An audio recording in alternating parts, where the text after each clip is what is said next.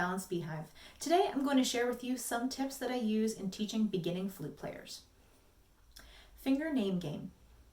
When I'm teaching woodwind instruments, I use numbers for some of their fingers. So 1 for their index finger, 2 for their middle finger, and 3 for their ring finger. Then I just use the regular names for thumb and pinky.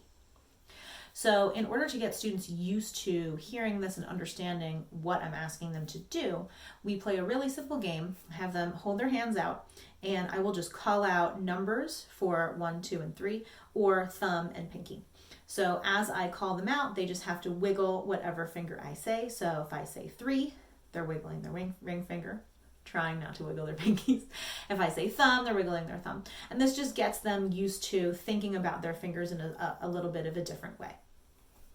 Sometimes I'll get tricky with it and I'll say left hand or right hand before I say the number or the name. Overall, it's quick and fun and silly, and students like it, but they are also getting used to a new way of thinking about their fingers when they're playing their instrument. Home position. Pretty early on, I teach flute students home position of where their fingers belong. And I teach them that each finger is responsible for its own key and is not going to move away from that key right now. I know that as they progress, they will branch out from that and some of their fingers will be responsible for other keys. But at the beginning of learning this instrument, it's really helpful for students to be able to just concentrate on one key per finger. New York, New York. I started teaching this to my flute players a few years ago after I saw it posted by someone else in a Facebook group. It's a great idea. So students remember the phrase New York, New York, and they use those letters, NY, NY, to think no, yes, no, yes. And that's looking at the keys for their left hand. So no for the first key, no finger will touch it. Yes for the second key, no for the third key, and yes for the fourth key. And it does leave out that last key, but it's usually pretty intuitive for students to place their ring finger on that key. And if they don't remember, I remind them that eventually they're going to use their pinky on that curved key, and that helps them to know to place their ring finger before that. Stickers on keys.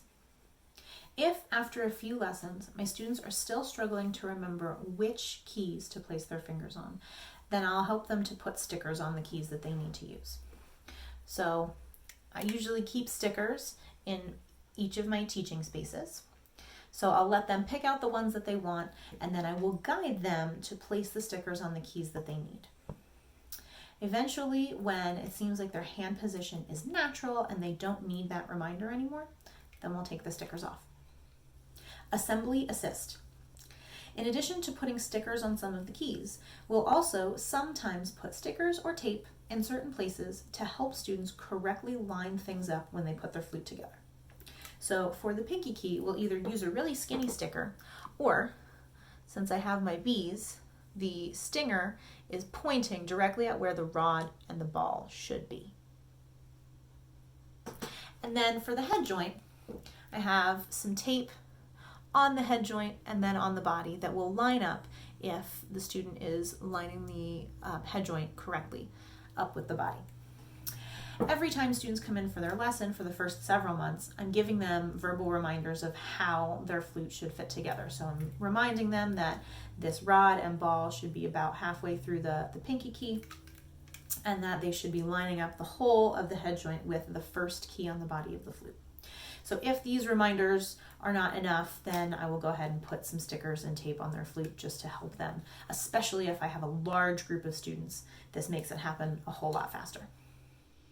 I know sometimes it can be daunting to have beginning flutes, especially if you have a lot at a time. So I hope that some of these tips can come in handy when you're starting those students out on this instrument. Check back here for more beginning band content next Wednesday. Until next time.